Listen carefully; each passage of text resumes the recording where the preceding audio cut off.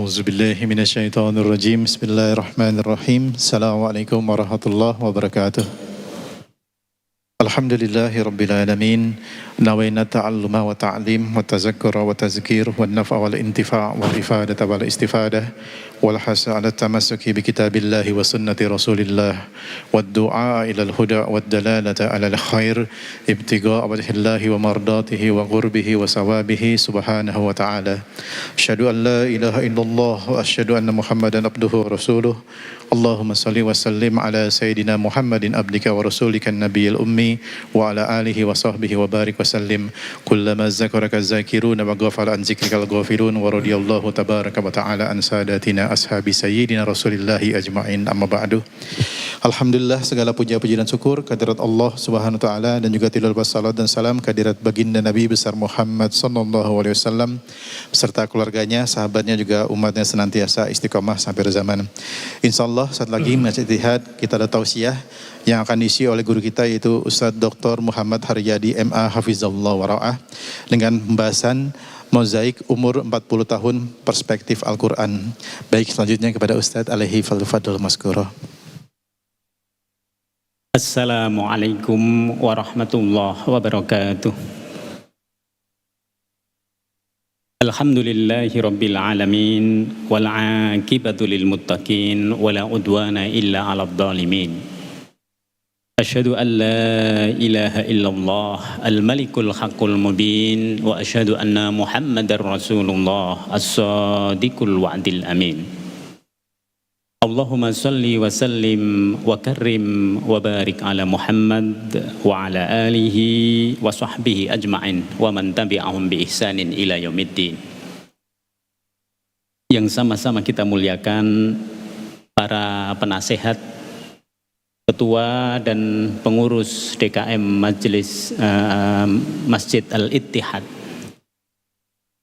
hadirin para sesepuh, para tokoh masyarakat, para ahli ilmu, ahli ibadah, adik-adik para hufad, yang semoga Allah subhanahu wa ta'ala senantiasa memberikan keberkahan dan rahmatnya bagi kita semua. Amin ya rabbal alamin.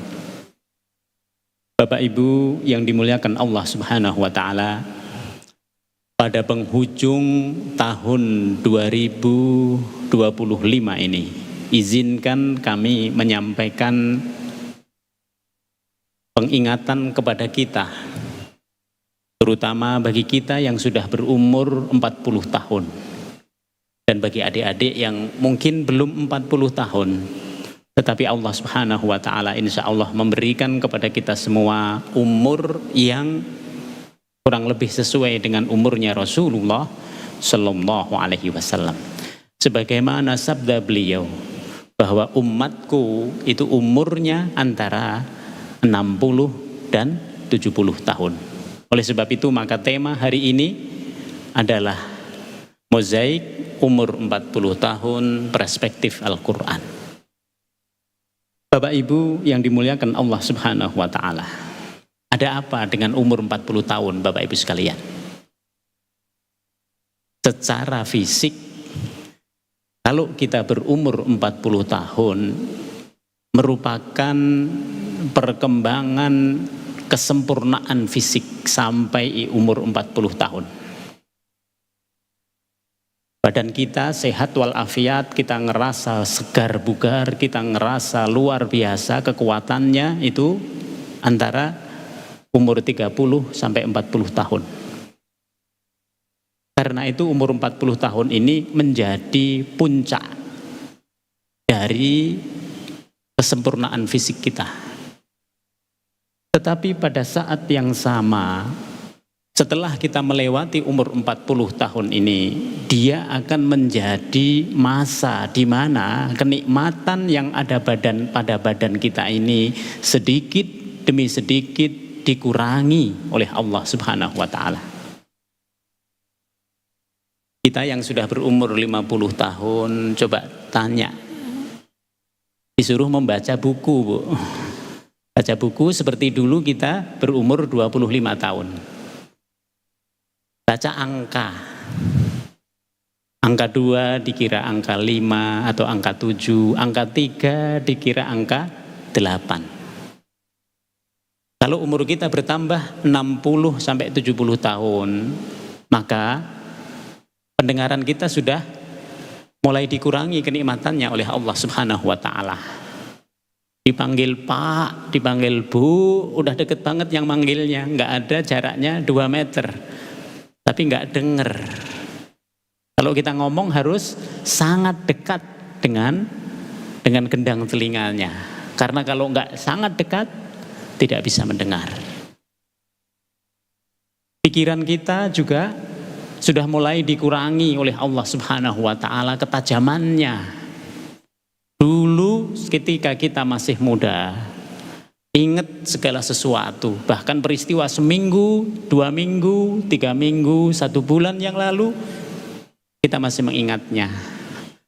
Tapi tadi baru meletakkan handphone, kalau umurnya sudah 60 tahun, itu handphone ada di mana, itu kacamata ada di mana, padahal kacamatanya itu nempel di atas topinya, di atas kepala. Ini dari sisi fisik. Dari sisi psikologis, para ahli psikologi itu membagi dewasa itu menjadi 3. Yang pertama dewasa muda, umur 20 sampai 39 tahun. Yang kedua dewasa menengah, umur 40 sampai 59 tahun. Yang ketiga disebut dengan dewasa tua atau dewasa lansia. Bapak Ibu angkat tangan yang umurnya 60 sampai 79 tahun. Ini sudah masuk dewasa lansia. Karena itu maka Allah Subhanahu wa taala memberikan penegasan secara khusus kepada kita semua yang sudah berumur 40 atau 40 tahun lebih. Di dalam surah Al-Ahqaf ayat 15, Allah Subhanahu wa taala berfirman, "Wa wassaynal insana biwalidayhi husna. Hamalathu ummuhu kurhan wa wada'athu kurha wa hamluhu wa fisaluhu salasuna syahra." Ini adalah proses kehidupan kita. Kita dilahirkan oleh ibu-ibu kita. Ibu-ibu kita itu mengandung kita dalam keadaan susah payah, dalam keadaan sulit. Lalu setelah itu menyapihnya, lalu mendidiknya bersama bapak kita. Sampai kita menjadi orang, bahasa sekarang. Sampai kita menjadi orang, padahal dari dulu sudah orang, Pak. Nah, itu. Tapi disebut dengan orang ini karena kita memiliki adab, kita memiliki ilmu, kita memiliki kebudayaan, kita memiliki budaya, termasuk kita memiliki nilai-nilai agama yang ditanamkan oleh bapak dan ibu kita. Lalu Al-Quran mengatakan, hatta idza balagha asyuddahu wa balagha arba'ina sanah. Ketika umur kita nanti sampai pada umur 40 tahun, yang didahului dengan pemberian kecerdasan oleh Allah Subhanahu wa taala. Kapan pemberian kecerdasan ini? Pemberian kecerdasan itu dimulai sejak kecil. Lalu dia berfungsi dengan baik ketika kita sudah baligh. Karena itu tadi saya sebut umur 40 tahun ini umur pertengahan. Kalau kita biidznillahi ta'ala diberikan oleh Allah umur yang 80 tahun, lebih daripada 70 tahun, ini pertengahan. Karena umur 40 tahun ini kita sudah menikmatinya. Lalu tinggal sisanya yang 40 tahun lagi. Ini secara hitungan kasarnya. Mari kita hitung secara agama. Umur 40 tahun ini juga umur pertengahan. Dari sisi apa? Dari sisi Allah Subhanahu wa ta'ala menghitung amalan kita. Ketika kita masih kecil tadi, dipelihara oleh orang tua kita, disampih oleh orang tua kita, sampai kita remaja, belum dihitung. oleh Allah Subhanahu wa taala. Kalau kita berbuat baik, amalan kita kembali kepada orang tua kita. Karena yang mendidik kita menjadi seperti itu tidak lain adalah orang tua kita. Tapi kalau sudah balik, maka semua amalan itu menjadi tanggung jawab si anak yang sudah balik ini. Pertanyaannya begini, kita balik kapan, Bu? Kalau anak-anak mungkin sekarang yang perempuan umur 10 tahun sudah balik. Kalau yang laki-laki mungkin lebih sedikit, 12 tahun, katakanlah sampai 15 tahun. Kalaupun 15 tahun kita hitung, 15 tahun ke umur 40 tahun itu berarti berapa? Amalan kita dihitung oleh Allah Subhanahu wa taala. Amalan anak-anak yang sudah balik tadi sampai dia umurnya 40 tahun. 25 baru 20, 30, 40, berarti 25 tahun.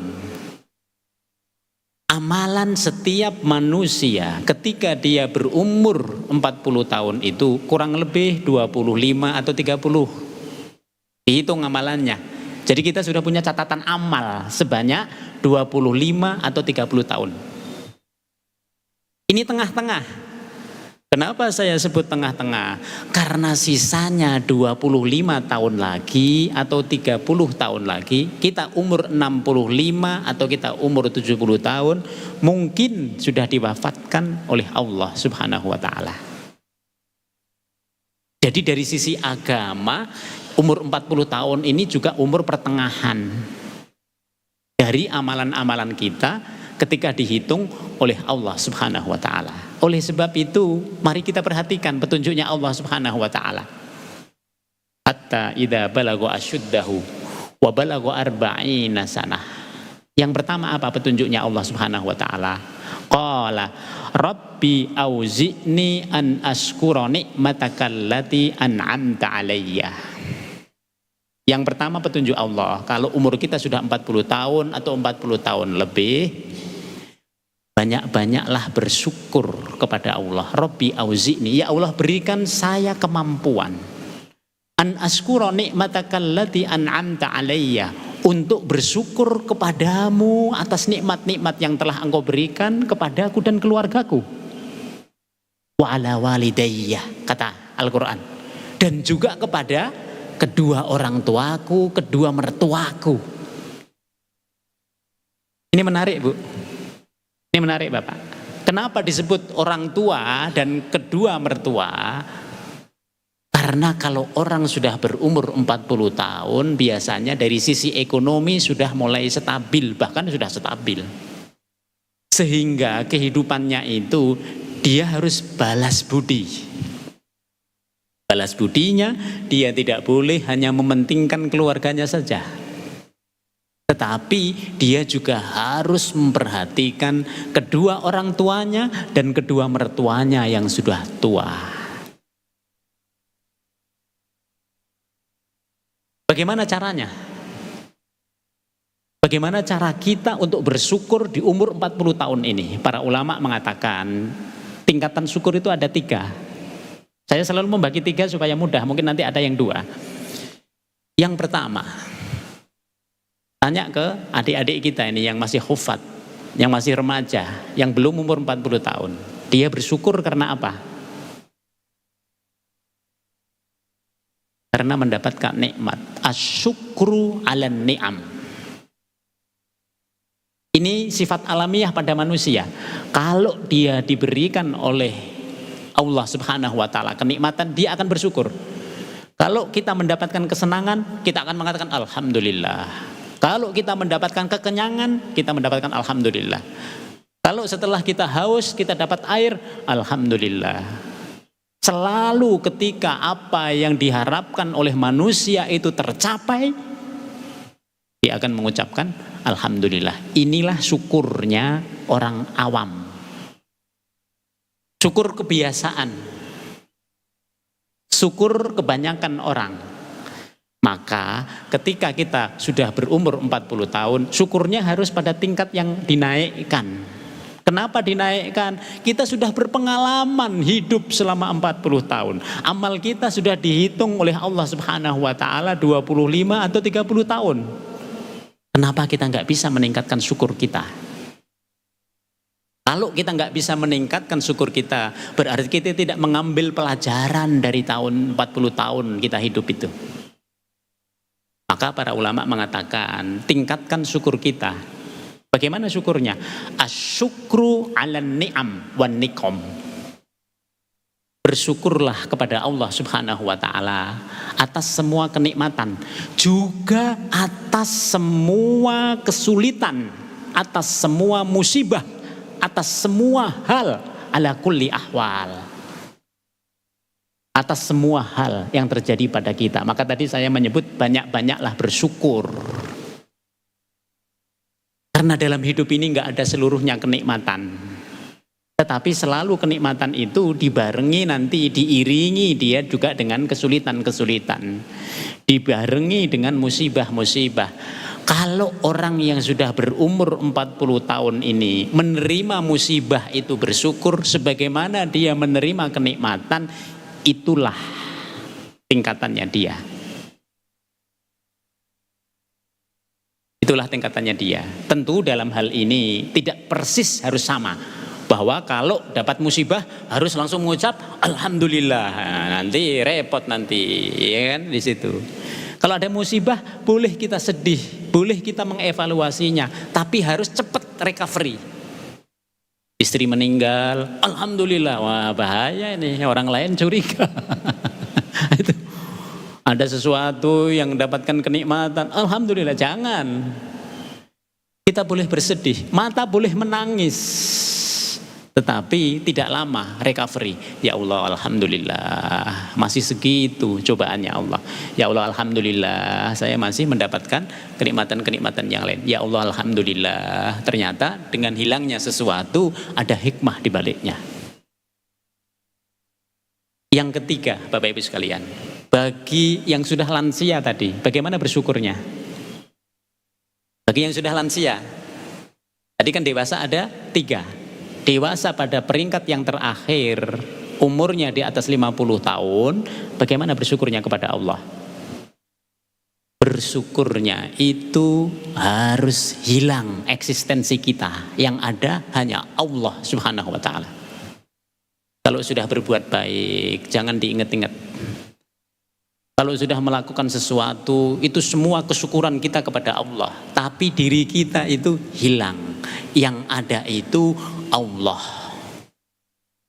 Makanya kalau dipuji sama orang, ibu baik sekali gitu. Jangan ditanggapi, oh iya dong, siapa dulu dong orang legenda wisata gitu.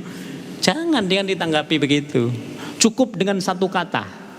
Satu kata itu alhamdulillah, kembalikan kepada Allah. Ketika eksistensi kita hilang dalam bersyukur itu, itulah tingkatan yang terakhir. Karena itu sebaik-baiknya amalan itu syukur kepada Allah Subhanahu wa taala. Ini yang pertama, Bu. Yang kedua, Allah memberikan pengajaran kepada kita. Yang setelah Allah Subhanahu wa taala mengatakan Rabbi auzi'ni an askura ni'mataka allati an'amta 'alayya wa 'ala walidayya. Yang kedua adalah wa an a'mala sholihan tardah. Wa an a'mala sholihan tardah. Ya Allah, kasih saya kemampuan untuk beramal soleh selalu Engkau ridhoi. Ini sulit.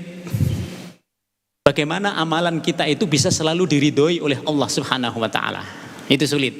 Kenapa sulit? Karena tidak semua amalan kita ikhlas. Ikhlas itu murni kepada Allah Subhanahu wa taala.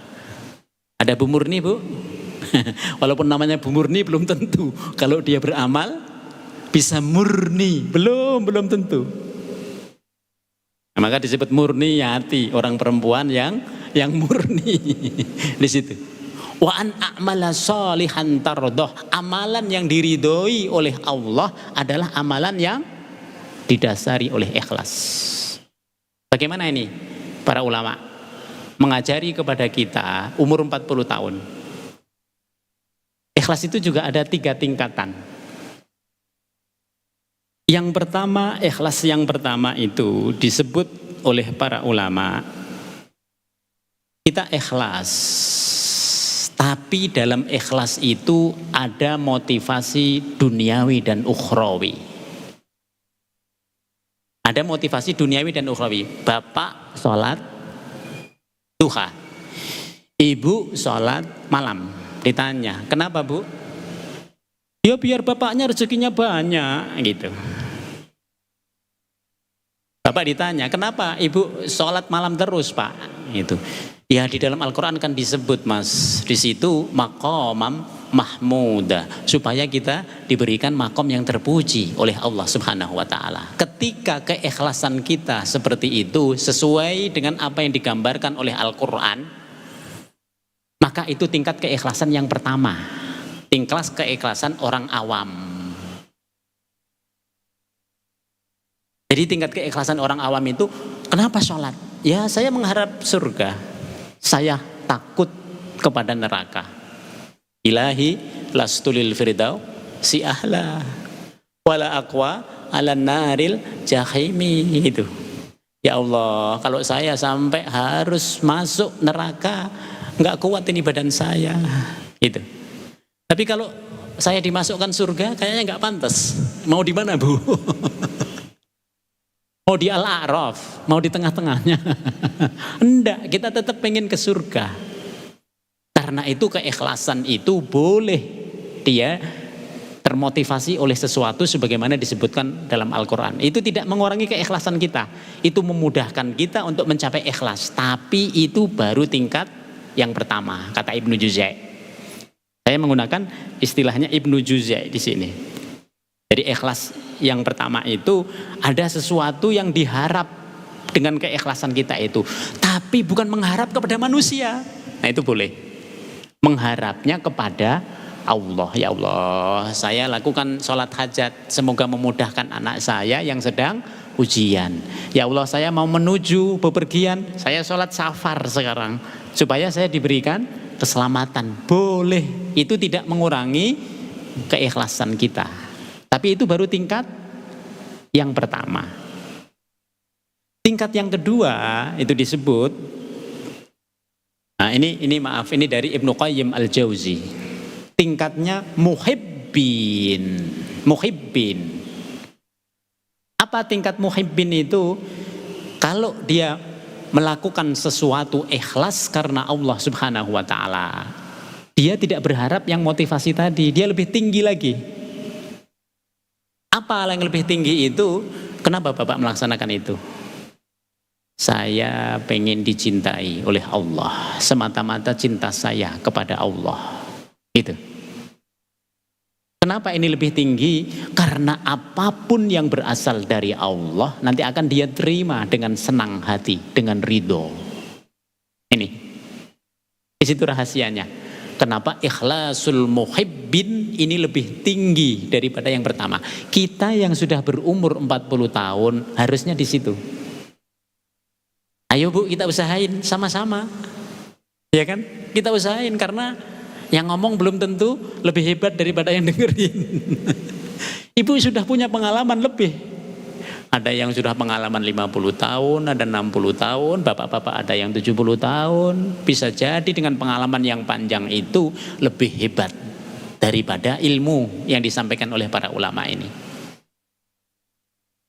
Karena itu kalau ada apa-apa, kenapa? Ya saya pengen dekat dengan Allah saja. Kalau kayak saya sudah dekat dengan Allah, itu urusannya kepada Allah. Mau dikasih apapun, saya ridho. Maka nanti radhiyallahu anhum wa radu'an. Jadi ridho, karena orang ini di dunia tidak semuanya ridho. Kepada Allah itu tidak semuanya ridho. Ya Allah, kenapa saya begini? Gitu. Ini sudah tidak. Loh, dia melakukan apa-apa itu semata-mata taqarruban illallah, mendekat kepada Allah. Saya pokoknya mendekat saja kepada Allah. Pasti orang yang dekat itu berbeda perlakuannya Allah dengan orang yang jauh. Pasti. Karena itu, ini tingkat ikhlas yang kedua. Tingkat ikhlas yang ketiga, ini dalam kategorinya Ibnu Qayyim al-Jauzi itu adalah ikhlasul asfiya. Ikhlasul asfiya. Sama dengan syukur tadi, Bu. Ketika kita melakukan apa-apa, ikhlas karena Allah, ya Allah, saya ikhlas karena Engkau. Saya lakukan semuanya. Yang ada di dalam perbuatan kita itu adalah Allah. Diri kita hilang. Eksistensi diri kita hilang. Sehingga kita tidak perlu melakukan amalan-amalan yang kita lakukan dengan ikhlas itu dengan di selfie segala macam. Nih saya sudah bantu ini kurban yang ada di Aceh, di Sumatera. Nggak perlu. Kenapa? Tingkatannya sudah bukan itu. Itu tingkatan yang awal-awal tadi. Tingkatannya sudah asfiya, menyucikan semua amalan kita. Sehingga yang kita lakukan itu adalah menegaskan keistiqomahan kita. Kalau biasanya sudah berinfak, terus akan berinfak, nggak pernah berhenti. Dan dia sudah lupa kepada siapa saja dia telah berinfak. Ada orang datang, Pak mohon maaf saya Bapak bantu dulu ketika saya menyelesaikan sekolah. Bapak ngasih beasiswa ke saya. Orang itu mengatakan ini siapa, saya sudah lupa. Pak terima kasih Bapak sudah memberikan motivasi ke saya begini. Aduh saya udah lupa. Nah begitu. Jadi yang ada itu eksistensi Allah subhanahu wa ta'ala. Sehingga kalau ada orang yang menyampaikan kepada kita begitu, kita cukup mengatakan satu kata. Alhamdulillah, semua kembali kepada Allah. Ini keikhlasan. Jadi kita sudah harus ikhlas. Kalau umur 40 tahun masih ikhlas tingkat yang pertama tadi, nanti repot kita. Amalan-amalan kita itu tidak diridhoi oleh Allah subhanahu wa ta'ala. Yang ketiga, Bapak Ibu sekalian, wa aslih li fi dzurriyyati. Ya Allah, kasih kemampuan saya untuk terus-menerus memperbaiki diri saya dan keluarga saya. Wa aslih li fi dzurriyyati. Itu. Kenapa? Karena banyak orang menjadi orang soleh buat dirinya sendiri. Dia nggak ngajak-ngajak keluarganya, gitu. Dia nggak ngajak-ngajak anak cucunya, dia dibiarin aja itu. Yang penting dia sendiri selamat dari dunia dan akhirat.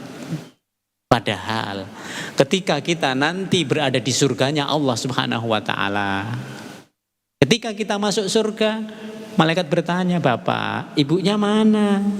Jangan-jangan masih nangkring sana di bawah itu Nah di situ. Ibu, kok ibu melenggang ke surga sendirian? Bapaknya mana? Iya Pak, karena dulu ketika di masjid, ketika hidup itu bapaknya nggak mau, pokoknya nggak mau sama sekali ke masjid. Padahal yang harusnya ke masjid itu bapaknya. Tapi justru ibunya yang banyak ke masjid. Karena memang keadaan sekarang berbeda dengan zaman Rasulullah dulu. Dulu kalau kaum perempuan keluar dari rumah ada sisi bahayanya.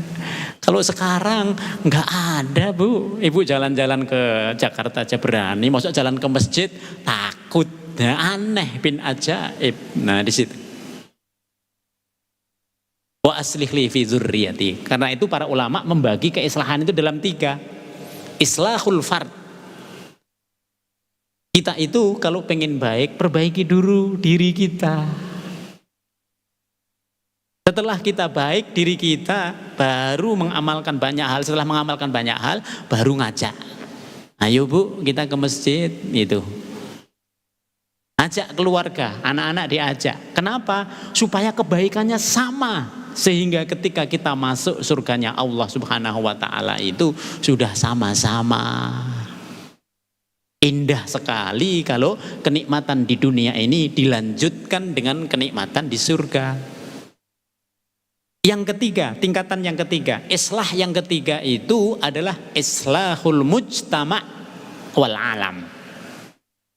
Jadi kalau kita berbuat baik yang ketiga itu adalah berbuat baik kepada orang-orang di sekitar kita. Orang-orang di sekitar kita, tetangga-tetangga kita, RT dan RW kita, orang-orang di klaster kita. Lalu orang-orang manusia secara keseluruhannya tanpa membedakan agamanya apa.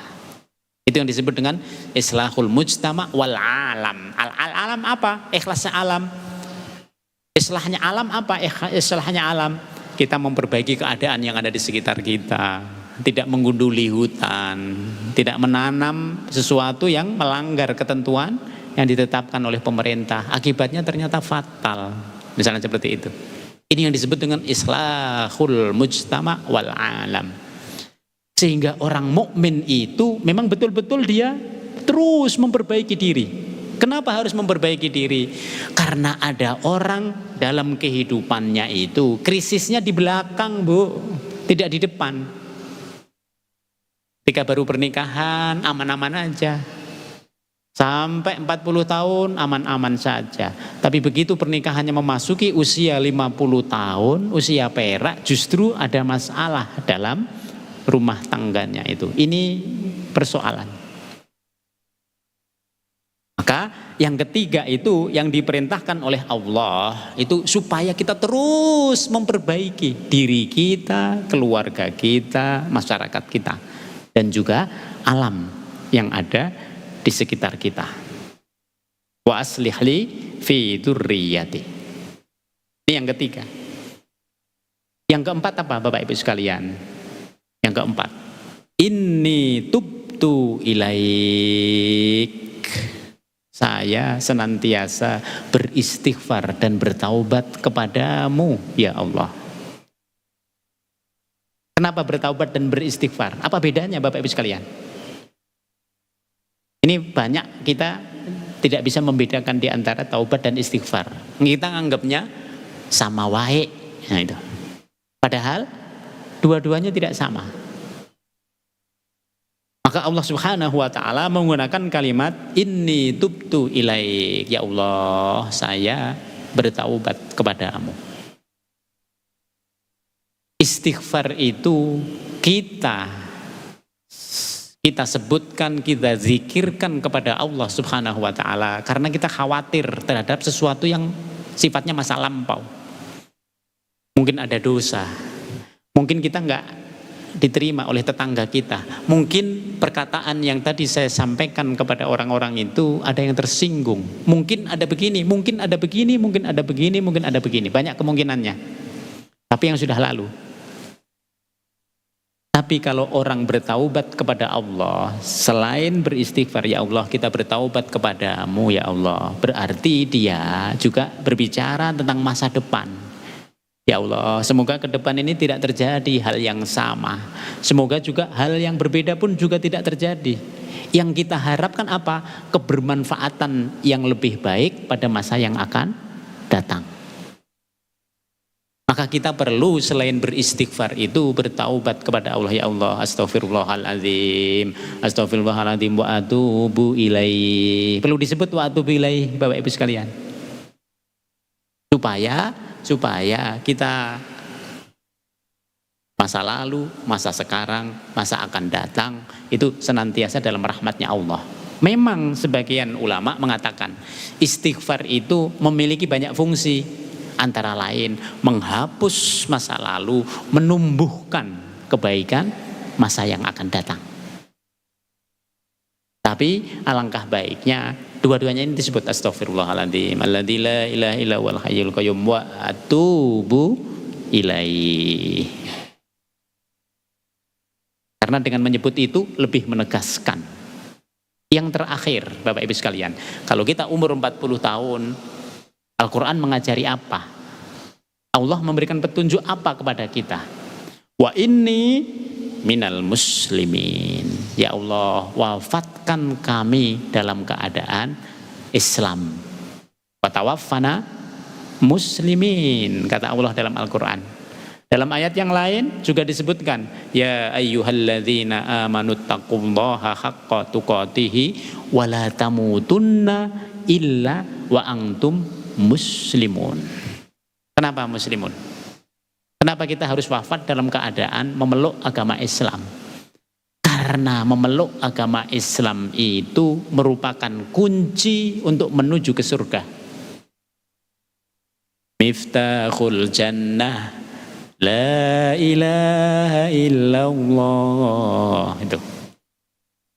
Karena itu orang yang mau meninggal dunia diajari talqin supaya di akhir hayatnya itu mengucapkan la ilaha illallah. Karena itu zikir kita yang paling mulia juga la ilaha illallah.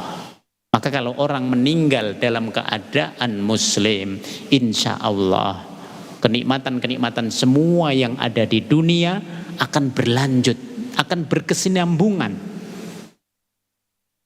pada kenikmatan kita ketika kita berada di akhirat. Bahkan nanti berlebih kenikmatan yang ada di akhirat itu. Ini Bapak Ibu sekalian 4 hal yang diajarkan oleh Allah dalam Al-Quran ketika kita sudah berumur 40 tahun. Mari kita amalkan bersama-sama 5 hal ini. Karena bagi kita semua, kalau kita bisa mengamalkan 5 hal ini tanda-tanda husnul khotimah. Orang kalau pengakhiran dari hidupnya itu dalam keadaan yang baik, itu adalah tanda-tanda dia sebagai ahli surga. Demikian Bapak Ibu sekalian yang dapat kami sampaikan pada kesempatan pagi hari ini. Mungkin ada pertanyaan dari Bapak dan Ibu, kami persilahkan.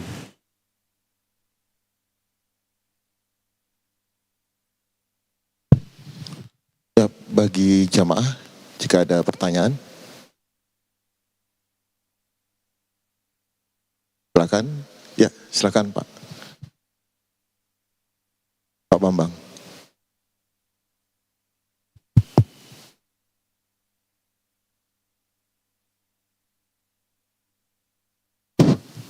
Assalamualaikum warahmatullahi wabarakatuh. Pak Ustadz tadi disampaikan tentang bersyukur kepada Allah. Apakah dalam hari ini artinya seyogianya kita itu tidak mengeluh atas apa yang kita jalanin pada saat itu? Sementara manusia juga punya sifat suka mengeluh. Gimana Pak Ustadz supaya hati kita itu selalu terjaga untuk tidak mengikuti hawa nafsu yang sebenarnya ini adalah sesuatu yang harus kita kelola dengan baik. Mungkin ada yang bilang ini karena godaan syaitan, sementara ada ayat menyatakan bahwa godaan syaitan itu lemah.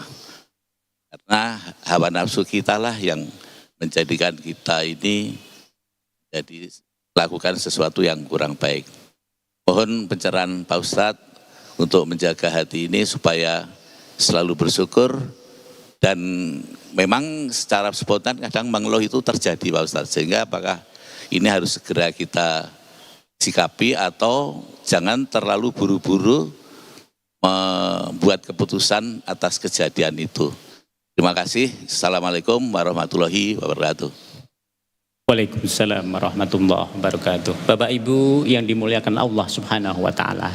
Manusia itu secara umum memiliki sifat mengeluh.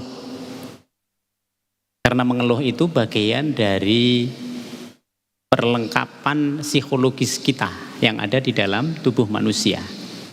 Jadi manusia itu punya sifat untuk mengeluh. Tetapi kalau kita perhatikan dalam kehidupan kita, kalau orang tidak mampu mengeluh, nanti kita akan mengatakan, ya Allah, orang ini lemah sekali. Kalau orang misalnya kita memiliki staf yang suka mengeluh, kita nggak suka. Itu. Oleh sebab itu maka mengeluh itu harus dikelola. Boleh mengeluh, itu. Tapi kita harus mengelolanya. Misalnya, ketika Nabi Yakub alaihissalam di dalam kisah tentang Yusuf, beliau kan mencintai sekali Nabi Yusuf alaihissalam. Tetapi ketika Yusuf ini kemudian dizolimi oleh kakak-kakaknya, apa Apa yang terjadi pada Nabi Yakub alaihissalam? Nabi Yakub menyadari kekurangannya. Beliau sudah tua, ya Allah. Gitu. Saya sudah tua. Saya sebenarnya tahu ini anak-anak ini bohong. Apa yang dibawa kepada saya dengan membawa bukti bajunya Yusuf yang dilumuri darah itu sebenarnya dia bukan darah serigala. Sebenarnya Yakub ini tahu. Karena itu bagi orang yang beriman, mengeluhnya itu yang pertama boleh dilakukan untuk dirinya sendiri. Ya Allah, saya gini.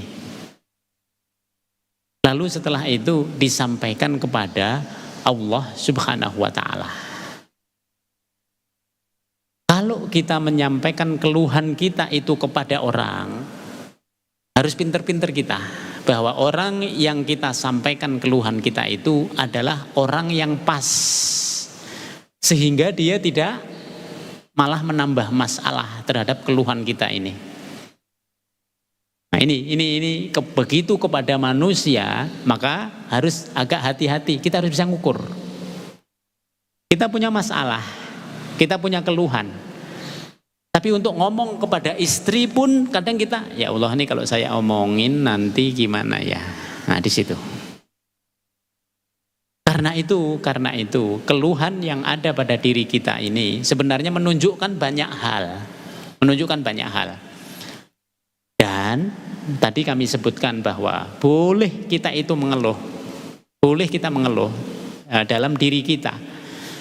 Nah, tetapi yang lebih tepat untuk menyampaikan keluhan kita itu, kita menyampaikannya kepada Allah Subhanahu wa ta'ala. Ya Allah, saya begini.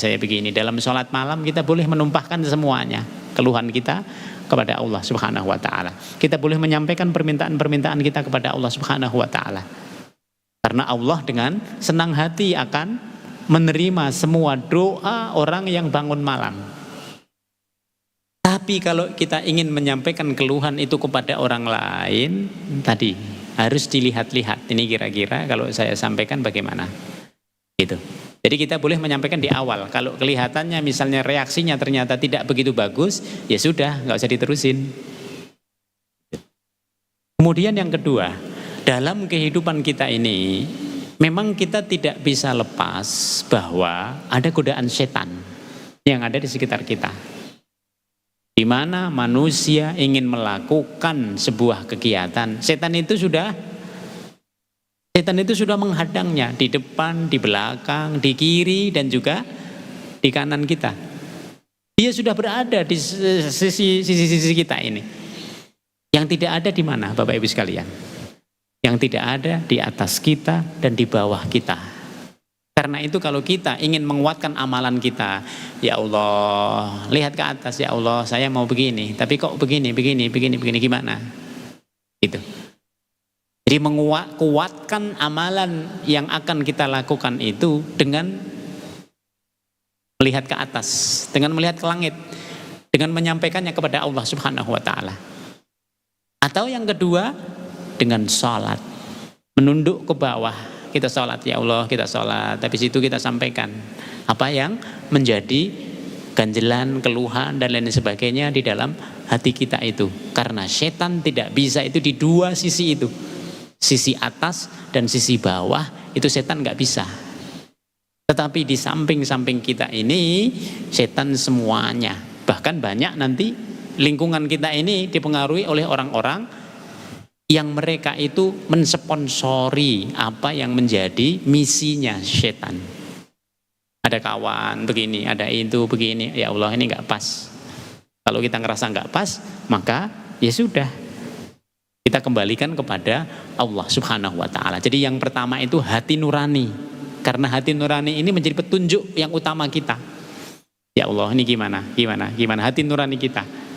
Lalu kita komunikasikan dengan Allah Subhanahu wa ta'ala. Semoga jawaban ini meliputi pertanyaan yang Bapak sampaikan. Ada lagi dari, oh ya silakan Pak.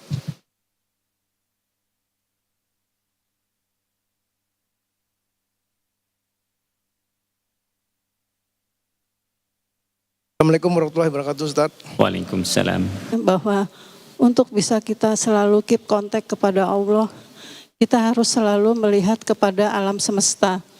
Jadi untuk bersyukur tuh kita cukup memandangi pohon-pohon yang beraneka ragam, yang sangat cantik, bentuknya yang berbeda dan menarik dengan cara yang berbeda juga. Begitu juga dalam berdoa dan beristighfar, kita itu harus selalu, bahasa Jawanya itu ndelosor. Bukan hanya lahir kita, tetapi sampai kepada dasar kolbu kita. Itu yang bisa menetapkan kita berada selalu di dalam posisi kita di dalam keadaan yang serendah-rendahnya di hadapan Allah. Dan setinggi kita menempatkan Allah di tempat yang paling mulia. Apakah itu ada dasar mendasar secara Islami, Ustadz? Maksud saya itu ada dasarnya di dalam Quran atau apapun untuk lebih meyakinkan diri saya sendiri. Terima kasih. Baik, yang disampaikan tadi bahwa kita harus bersyukur itu dengan cara melihat semua yang ada di alam semesta ini. Lalu dengan istilah kepada Allah Subhanahu wa taala, kita harus betul-betul ndelosor. Bapak Ibu tahu ndelosor? Ndelosor itu betul-betul kita merendahkan diri kita, meniadakan keberadaan kita. Jadi kita menyerahkan semuanya kepada Allah Subhanahu wa taala. Secara maknawi itu betul. Karena di dalam Al-Quran ayat-ayat yang berkaitan dengan istighfar itu banyak sekali. Kenapa tadi ada istilah sampai ndelosor? Karena kebanyakan orang kalau beristighfar itu tidak sungguh-sungguh, tidak menyerahkan semuanya itu kepada Allah Subhanahu wa taala. Maka penekanan dari kalimat ndelosor tadi itu sebenarnya adalah kepada penyerahan semuanya kepada Allah Subhanahu wa taala. Kalau kita merujuk dalam kehidupan kita, Bapak Ibu sekalian, biasanya Allah itu memberikan cobaan kepada kita, banyak hal. Kalau cobaan-cobaan ini belum betul-betul kita serahkan kepada Allah Subhanahu wa taala, ini masih berlanjut ya cobaannya ini. Tapi kalau sudah kita serahkan, ya Allah, saya sudah menyerahkan segala-galanya kepadamu, apapun saya sudah siap. Maka ini biasanya nanti bisa berubah dia. Bisa berubah keadaannya. Karena itu kalau dilihat dari Al-Quran, sebenarnya itu merupakan penafsiran maknawi terhadap ayat-ayat yang berkaitan dengan istighfar. Di dalam Al-Quran banyak sekali kalimat istighfar. Nabi Nuh alaihissalam punya kalimat istighfar. Nabi Ayub alaihissalam punya kalimat istighfar. Nabi Soleh alaihissalam punya kalimat istighfar. Sampai Nabi Ibrahim, Nabi Musa, Nabi Isa. Yang terakhir adalah Nabi Muhammad sallallahu alaihi wasallam. Nah, istighfarnya Nabi Muhammad inilah yang menjadi sayyidul istighfar. Jadi istighfar yang paling utama di antara semua istighfar ini nanti istighfarnya yang Nabi yang terakhir ini. Allahumma anta rabbi la ilaha illa anta khalaqtani wa ana abduka wa ana ala ahdika wa wa'dika mastata' a'udzubika min syarri ma sana' abu ulaka bi ni'matika alayya. Ini di sini glosornya. Abu, saya mengakui ya Allah, binikmatika alayya, semua nikmat-nikmatmu kepadaku. Wa abu bidzambi, saya juga mengakui ya Allah banyak sekali dosa-dosa saya ya. Faghfirli, oleh sebab itu ampuni aku ya Allah. Innahu la yaghfiruz dzunuba illa anta, karena enggak ada yang bisa mengampuni dosa-dosaku ini kecuali Engkau. Maka maknanya betul. Nah, itu merupakan penafsiran maknawi dari kalimat istighfar yang terdapat di dalam Al-Quran. Demikian Bapak Ibu sekalian, mari kita cukupkan dengan doa. Semoga doa ini memberkahi kita semua, membawa kepada kita untuk menjadi yang lebih baik pada masa 2026 ini, di umur-umur kita yang sudah hampir mayoritasnya ini sudah di atas 40 tahun. Bismillahirrahmanirrahim. Alhamdulillahirabbil alamin. Hamdan na'imin, hamdan syakirin, hamdan yuafi ni'amahu wa yukafi'u mazidah. Ya Rabbana lakal hamdu kama yanbaghi li jalalikal karim ma'ani bi sultanik. Allahumma barik lana fi majlisina hadha wa barik lana fi usratina wa barik lana fi dzurriyyatina wa barik lana fi ulumina. Rabbana innaka afuwwun karim. Rabbi auzi'ni an ashkura ni'mataka allati an'amta alayya wa ala walidayya wa an a'mala salihan tardah wa aslih li fi dzurriyyati inni tubtu ilaik wa inni minal muslimin. Allahumma ij'al jam'ana hadza jam'an mubarakan wa marhuma wa tafarruqana min ba'dihi tafarruqan ihsanan wa ma'suma. Subhanakallahumma bihamdika nasyhadu an la ilaha illa anta nastaghfiruka wa natubu ilaik. Subhana rabbika rabbil izzati amma yasifun wa salamun alal mursalin walhamdulillahi rabbil alamin. Demikian Bapak Ibu sekalian, jika ada kekurangannya semua itu dari pemahaman kami yang mungkin kurang. Wal afwu minkum. Karena itu mohon maaf jika ada kekurangannya. Wal afwu minkum. Wassalamualaikum warahmatullahi wabarakatuh. Waalaikumsalam warahmatullahi wabarakatuh. Sallallahu Rabbuna ala nuril mubin Ahmad al-Mustafa Sayyidil Mursalin.